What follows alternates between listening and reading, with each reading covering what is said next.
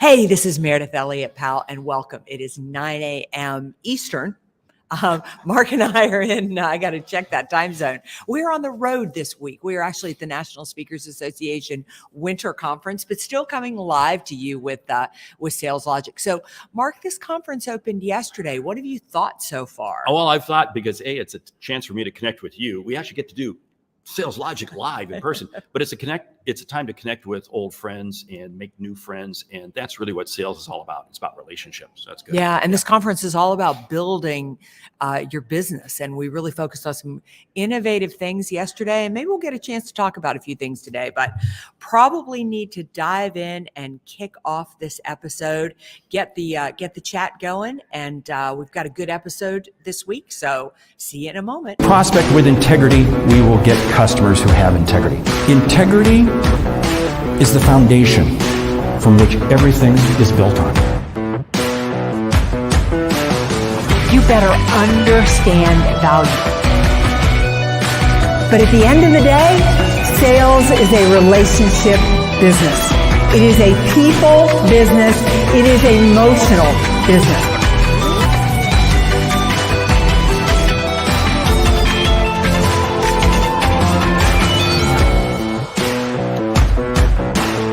This is Sales Logic.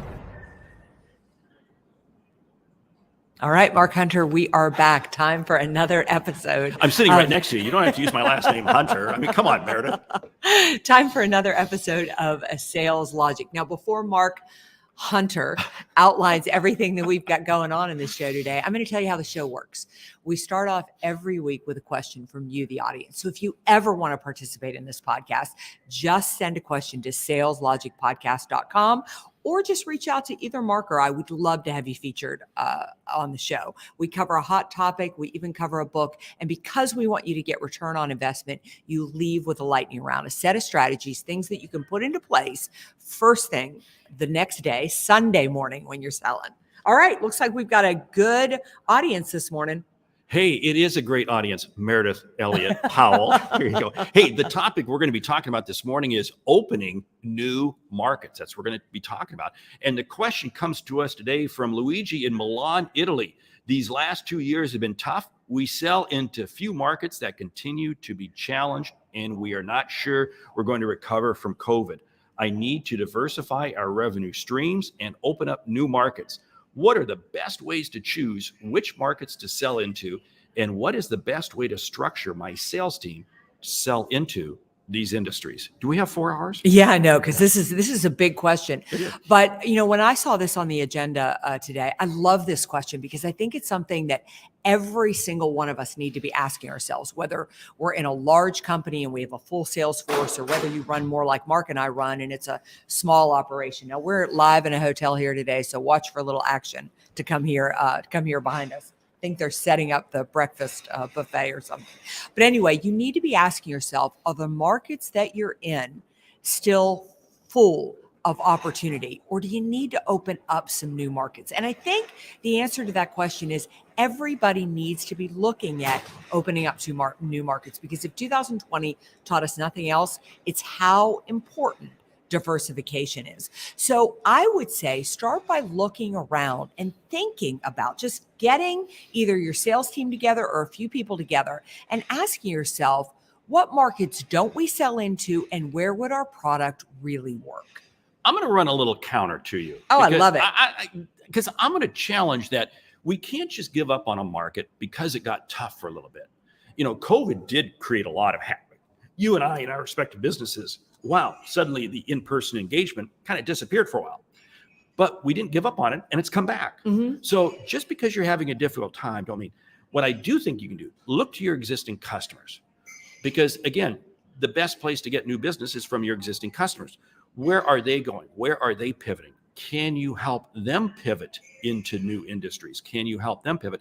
And so then you get to go along with them, and suddenly you're in that new market too. Yeah, and I'm going to run counter to you. Oh, wow, we got counter. You know, we may never do a live event again today because this could come to blows here in a few minutes. Well, because I think that, you know, we didn't give up on the live market, but if we hadn't looked to different ways of doing this, we never would have survived. And what I saw during COVID and what I see some now is that people holding on to a market that just isn't viable. It's going to take a while to come back. And while you may not want to give up on it, having your income streams diversified is really smart, because you never know how anything's going to be impacted. So let's talk about the question, how do you open up a new market? Let's just assume we're not going to give up, but we're going to open a new market. How would you suggest that a company go about opening a new market? It goes back to what I said first, because it was best. No. Anyway, this is great to be able to do this live. We get to get punchy. It's finding out where your customers having to pivot to. Mhm. Because again, your objective is to help your customers. Where are they having to pivot to? Which is really what kind of you and I did. Right. We work with companies, we work with associations over. We found out where they were going and we helped them get there. Mhm. So talk to your existing customers, because that's where your knowledge base is. The more you can stay in your own industry, sure, you can run over and chase something new, but that's a shiny object and it can get us into trouble. Yeah. Be careful. Look to your existing customers. You know who I think really does this incredibly well is if you look at attorneys. And the thing I'm going to say about new markets is look at balance markets. Attorneys do this so well. They're heavily into real estate, and they'll have all the junior attorneys working to support the experienced long-term attorneys that work in real estate. And then they balance that with bankruptcy. It's also another area that they're in, because when the real estate market tanks, the bankruptcy and the credit industries take off. So start to think about where the balance industries are for your market. Like when this particular market you sell into isn't doing well. And it doesn't have to be that they tank. It can even be seasonal. Maybe you sell into the travel and tourism industry, and there's certain times of the year that it does incredibly well. You might want to balance. I saw this a lot when I was a banker, is that I would work with companies that were in heating and oil, and they would balance it with construction, because typically when the construction industry was doing well would be in the summer or in the spring when you weren't selling as much home heating oil. So look for a balance. The easiest way to look at it is if you're a restaurant. At dinner time, you have a dinner menu, and at breakfast, you have a breakfast menu, okay? Right. I mean, I just kind of dumb it down. Yeah. But really, it is, because if you think about the corporation mentality of the 70s and the 80s, it was, how do I create a conglomerate of companies that there's always somebody. Jack Welch was a master of that. Yep. When he created GE, he always made sure that there were businesses that were excelling and to offset those that were struggling. So he always kept that positive balance sheet. And I think that's what we have to look for in businesses. I would agree. So what you want to do, Luigi, is basically look at the current markets that you're in and take Mark's suggestion there and think, who else are your customers selling to? Would there be another natural sister-in-law or brother-in-law that would be good? And then also start to look at some balance. So what I love about this question is don't just blindly start to sell into another market. Really start to think about where will you be a good fit and where could you really add value? Well, let's run with that. Don't blindly sell it. It is so easy to, you got this incoming lead or you get this opportunity, and then suddenly you start scratching it and you think that's going to be careful, because when times get tough, and Luigi, I think you're in kind of a tough time, it's easy to get sucked into bad moves. I mean, you and I have seen this so many with some of our friends, fellow business owners, people we've worked with. You got to stay focused. And remember, you have to ask yourself this question: what value can you bring to this niche? What is the unique need that you can help satisfy? And by the way, it is not price. Yeah. So let's start to talk about the second part of his question is, how do you then pivot? Again, whether you're like Luigi and you have a big sales team, or whether you're a smaller operation, a one or a two-man operation, you need to begin to make this switch. So what are your some suggestions on the how? Well, the how is, you first of all have to understand, what are your competencies? What do you do best? And then say, how do I build on that? And then where can I find that niche of customers? And if you stop and think about this, it is so important to segment. We've talked about ICP, ideal customer profile. Yeah. You're going into a new market. You better have an ideal customer profile of that new market. Yeah. Don't venture out. And then the other piece is, who can be your lead horse? Who is the customer or the company that can begin to lead you down that path? Yeah. Because if I can kind of go to school on them, we were talking beforehand. We were talking about SaaS, software as a service. And I'm doing a lot of work in SaaS. And it's because there was a lead company that kind of took me there. And then boom, boom, boom, boom, boom, boom, boom, boom. Yeah, social proof is such a great way to get in there. If you can just get in with your 6 degrees of separation, find that one company or that one prospect that you can move, you can then leverage that prospect by doing an incredible job of bringing them in. If you do have a sales team and you're like Luigi, though, it's really important to focus on the why. You want to help the team understand why you're asking them to diversify, their market niche, why you're encouraging them to get into new markets. And it's not copying somebody else. This is what I see happening so often. What happens is people will copy what other people are doing. No. What is your unique position? If you can't deliver a unique position, you don't have a right to be in that market. Mm-hmm. Now, what does that mean? That means segmenting even tighter. And you have to be willing to be patient going into a new market. I'll go back, like when you and I began Sales Logic podcast. There were already thousands of podcasts out there. But you and I decided, you know what? We're not going to have the typical interview style. It's going to be you and I talking about a common topic, a sales issue. Mm-hmm. Boom. We stuck with it, and it's worked very, very well. So we played within this big industry, but we created a specialized message within it. Yeah, I love what Spencer Ripley had to say here too. He said, could it not help to stop selling, forget about outcome, and become a consultant? Absolutely. When you go into a new market, you really don't want to be thinking about yourself. It's just like with any other sales strategy that you do. You want to think about how could we really help the market? And with that, Spencer, I want to draw the piece that you don't have to run away from the fact that maybe you don't have experience in that market, because taking the stories of how you've helped another market and draw some of the similarities. You can even use some case studies and some social proof from the other markets that you've had and say, I know that the construction industry is different from the home heating oil. However, there are some similarities that the teams face. And these are the challenges that I know that you've had in this industry, which also leads to the fact that don't go into a new industry unless you have done your research and you've done your homework. You better understand who you're selling to and the nuances of that industry. I'm sure you saw that in your background in banking. You saw a lot of business owners coming to you and saying that they got to pivot. I'm going to go back to my own career. I began at what's called consumer packaged goods. Yeah. We were basically selling stuff to stores that sold it to consumers. And I spent a number of years with Kraft Corporation. And that whole CPG industry has just virtually collapsed. But what I found was the expertise and the skill set of account management, managing, and so forth applies to many other industries. So fine, I was just able to pivot and go into it. So take the expertise that you have, just as you've done with banking. You've taken that expertise and you've just parlayed that into other industries. Yeah, absolutely. The legendary Ford Sakes has joined us this morning. I just want to say, Ford, I hope your ears were burning because we were talking about you at breakfast. I'm coming your way. Nobody knows more about the sales world, I swear, than Ford Sakes does. Banking is such a great example, though. I mean, I think of the fact of why I had to have a diversified market, because I would be selling to retail and then the economy would go down or something would happen with gas prices and the retail industry would really be impacted. If I didn't have it balanced with manufacturing and construction and other areas, being able to move into those other arenas. And I really want to stress that I think 2020 has taught us that if you're too dependent on one or two industries, take this podcast as a chance to start to think, I'm just going to start to dabble in another industry, just start to get my toes in the water while I have time.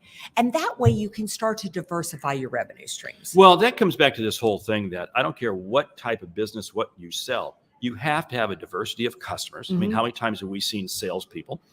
Wow, I've got this great book of business. Well, it's two customers. Yeah. And Yeah. Right. I mean, yeah. I had a manager that used to tell me, it says, if you have two customers, what happens is if they get a head cold, you get pneumonia and die, right? And that's what happens. And that's what happens. So regardless, you have to make sure that you have a diversification in your portfolio of business, whatever it is. Customers, what you sell, how you sell, where you sell, all these various pieces. Because otherwise, think about your business as a mutual fund, as your investment portfolio. You have a broad plethora of investment vehicles that you're at. Why? Because it allows you to really minimize the risk and maximize the opportunities. Yeah. Mark Bregman has such a great comment here. He says, this is a project that requires more than just sales involvement alone. It's a whole company affair. And he's so right. Mark is always so right. But in this one, he Wait a really minute, is. that Mark or me, Mark? I'm definitely talking about that one. Oh, thanks. Yeah. This will be the last time that we ever do a live program together. Okay, just saying. No. Anyway, he's right. I mean, you really need to bring the whole company into it. Everybody needs to understand why you're going after these markets. And Mark, I'm going to put some words in your mouth, is to their role in it, because customer service has got to understand this, that they're not going to treat a manufacturing client the same way they would treat an IT client. So absolutely, such great points. Well, that is so key, because there's so many people in your organization. And here's the other piece. Let's look at it from a marketing standpoint. Ford, I'm calling you out because you're a marketing master. You got to think about this. You may want to be in this niche, but how do you create a marketing message that will be relevant in that market? And, you can be the greatest of anything, but if nobody knows you're the greatest, how will you really become the greatest? You've got to be able to find a way to communicate that message relevant. Yeah. There's so much to be said for being an expert in a certain industry or in a certain market, but there's also so much value to understanding diverse markets and being able to bring a perspective into, like I know when I work with my healthcare clients, a lot of times there's a lot of expertise that I bring in from other industries, that I work in, just because it's a different perspective, same problem, but a different way they go about it. Think about it. We're here at this conference, the National Speakers Association. There's a number of speakers who are talking on topics that aren't necessarily our topics. Yeah. But why are we here? Because we're learning, and we're always keeping our ears and our eyes open. And for sales managers out there, business owners and so forth, this is one reason why you network. This is one reason why you attend other conferences and other events, because you're always got to be smelling what's happening out there. What are the trends? You and I both have a common friend, Dr. Mary Kelly. Yeah. Incredible brilliance. And we can lean to her to say, okay, which way is the wind blowing a year from now, 6 months from now, or what we're living in right now, tomorrow? Right. I think the biggest thing to take from this topic today and what you want to focus on is the fact that if you are open to the idea, it's time to think about diversifying your market. Do it long before you need to do it. Choose a market that is a good balance or has some kind of connection to your current market, and then develop your ideal customer profile. Think about where they go for information and how you can find them, get in front of them, and get involved in them. But if you don't have that set right now, go ahead and dip your toes in the water, because you're going to be a lot happier when this marketplace shifts again if you've got a little bit diversification. And when you put your toes in the water, you're in a lifeboat. Make sure there are other people in the lifeboat with you, okay? You'll have a better chance of surviving. I'm not meaning to paint a dark picture, but have other people around you. You and I, we communicate continuously on ideas and so forth. Why? Because we are collaborating with each other. You and I are part of a mastermind group. Again, we're collaborating. We have peers. The idea is you're much better off. Sales is not a solo activity. Sales is a team sport. Who is on your team? And they will help you. And one final piece that I love about this, go back and talk to some of your old customers. Yeah. We had breakfast together. We were talking about this and talking about old people, and so not old people, but anyway, wow, I'm going to get in trouble by saying it. Anyway, but go back and talk to people who you used to do business with. Yeah. What are they telling you? What are they saying? We all have a bigger earpiece than we give ourselves credit for. Use it. I agree. Listening is such a huge skill. Listen, David Horsager has joined us, and Mark and I got to see David on stage yesterday. Amazing. The foremost authority on trust, and trust plays a big part of this. I mean, we should have David on here to talk about, if you're going to break into a new market, why trust matters in sales. And he talked so much about that on stage yesterday. But you've got to build credibility. You've got to build trust into that. And one thing that David talked about yesterday that I really took was simplicity of message, and really taking away the complex. So if you're going to sell into a new market, taking a little bit of advice from David and thinking about, how can I make the message easy to understand, real clarity around it, so that this new market can understand how I can add value to them. David, if you're in the building, and you are in the building, get down here real quick, because we still got about 6 minutes to showtime, and we'll get you on. But you know what? That's going to take us to the book of the week. And what's funny is we didn't have a book of the week until 10 seconds ago, but we're going to recommend right now Trusted Edge, aren't we? Yes. By David Horsager. Yeah, There you go. See, David, this really pays to chime in on the show. But I'd also say, we recommended when he came out with the Trusted Yes, Leader, we right. recommended that one. But you need to back up and read Trusted Edge, because David talked a lot yesterday from the stage about the role that trust plays in sales. And in fact, I think we ought to do a whole show dedicated to that. But it really fits into this piece that if you are going to enter a new market, you want to think about, how am I going to create that credibility, and how am I going to create trust? And David lays it out in the Trusted Well, Edge. it is, because nobody's going to enter a new market. Nobody's going to buy from you in a new market unless they trust you. Mhm. So you trust has to be, and trust isn't something you market. Trust is something you do. Right. You have to earn. You can't market your way to trust. You have to do it, and that's what it's all about. So anyway, hey, so grab David Horsager's books. He's got 2 books out there. Great. And we'll have that all in the show notes. Yeah, we will make sure. But we were also going to talk today about our respective podcasts, because you've got Thrive, which Right. is an absolutely outstanding book and podcast. Yeah. We So- talk all about how to basically turn uncertainty into competitive advantage. The show really focuses, my podcast focuses on why all this uncertainty and change can be your greatest opportunity. It's the fact that you've got to change the mindset around that, which is the perfect lead into your podcast. My podcast, appropriately named the Sales Hunter Podcast. So anyway, and of course, Meridith was guest number 1. So anyway, but in that podcast, we talk about sales strategies, and we really drill down into we're talking a lot right now about trust, but we're talking also about prospecting. And guess what? You can't prospect with trust. Yeah. Those are not Not dissimilar. separate at all. So anyway, Speaking about prospecting, it's time for the lightning round. yes, lightning round. And top 10 ways to prospect into a new market. Drum roll, because this is where you get your return on investment. Are you ready? Mhm. Understand first what your current customers' needs are. Excellent.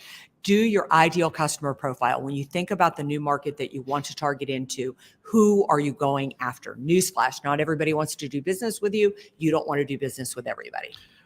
Look at your competencies. What are the competencies that you can provide, and how can they help expand out into something else? Do your research, do your homework. Know more about that new market than they even know about themselves. Tap into your expanded network. Who are the people that go beyond your customers to others that you can begin to learn and listen from? Yeah, I would say start on a listening tour.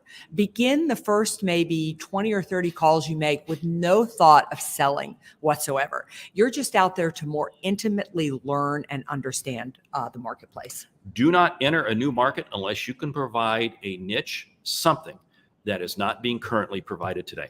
Social proof, social proof, social proof. Even if it's from a market that you've already done business in, go in there with a customer saying how you have added value. You do one more and I'll do one Okay. more. We'll be at 10. You cannot create a new market if you're selling on price. It must be because of the value you create. Well, I couldn't talk about a new market unless I talk about follow-up, because my passion is sales follow-up. So don't go into a new market thinking this is going to be easy. It's going to take a little bit longer to close the sale. So follow up, follow up, follow up. All right. And with that, we say thank you for listening to Sales Logic this week. If something we've said has earned you a single dollar, consider telling a friend. Hey, we also ask you to subscribe, rate, and review the show on your favorite podcast app. Because remember, what is Sales Logic? It's really about helping you grow. I'm Mark Hunter. And I'm Meridith Elliott, pal. Remember, when you sell with confidence and integrity, Uncertainty suddenly becomes your competitive advantage. and the sale becomes logical. All right, we will see you right back here next week,